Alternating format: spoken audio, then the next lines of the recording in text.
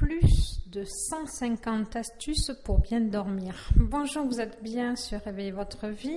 Alors, je vais vous donner quelques tuyaux par rapport à un bouquin que j'ai écrit, qui sera bientôt édité.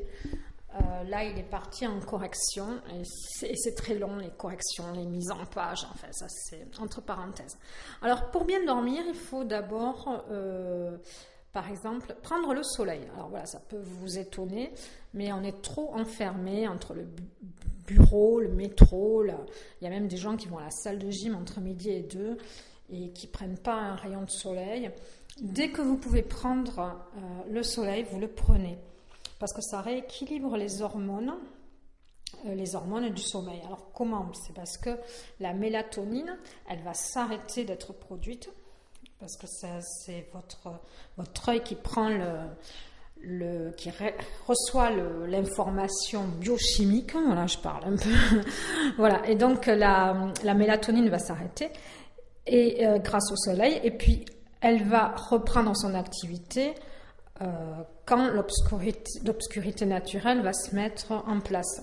C'est pour ça qu'il est important aussi le soir de baisser les lumières, de ne pas passer d'une lumière agressive à plus rien, d'avoir des lumières tamisées le soir chez soi, et de ne pas être devant les écrans le moins possible, enfin les éteindre le plus tôt possible, quoi. Vous savez très bien que la lumière bleue, etc., c'est comme si l'œil comprend qu'il est midi. Et donc la mélatonine ne se met pas en place. Voilà. Et puis de toute façon, les hormones, c'est toujours des histoires de cycle, hein. Que ça soit au niveau de la thyroïde, etc., c'est des cycles qui se font.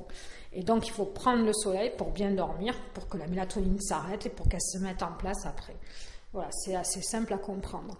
Ensuite, je vous ai aussi trouvé 22 aliments sédatifs, parce qu'il y a des aliments qui vont aider à la création de mélatonine. Il y a des choses à manger plus que d'autres.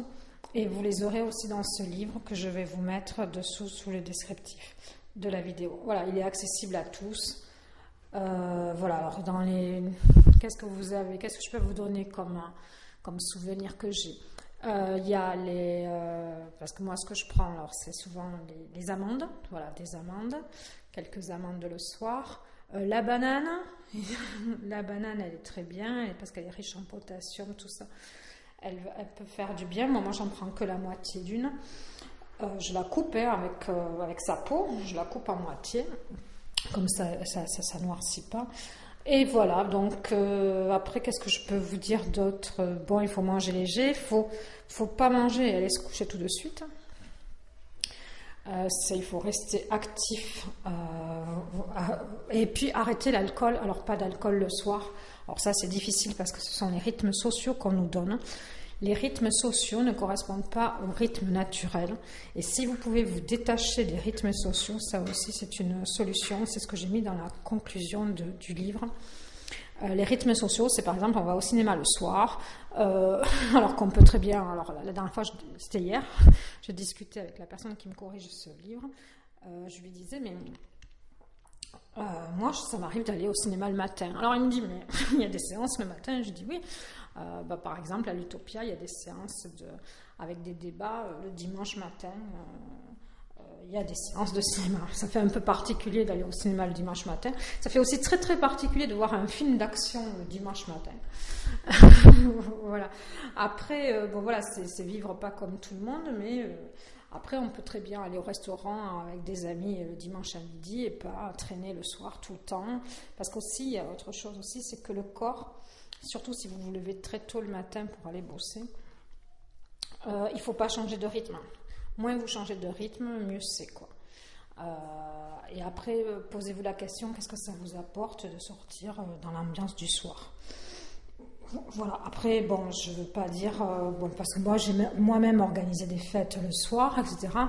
Mais j'en organisais une par mois. Je sortais pas tous les week-ends, quoi. Voilà. Et en plus, quand je sortais le soir, c'est parce que j'étais organisatrice de festivités. C'était même pour bosser, c'était même pas pour c'était même pas pour le loisir, entre guillemets. Je vous remercie de m'avoir écouté. Vous pouvez mettre un j'aime et je vous laisse de toute façon, je vais lister dans les Réveiller votre vie maintenant, dans tous les bouquins, même si ça n'a pas de lien, tous les bouquins que j'ai pu écrire, même s'ils n'ont pas de lien avec le podcast en question. Au revoir.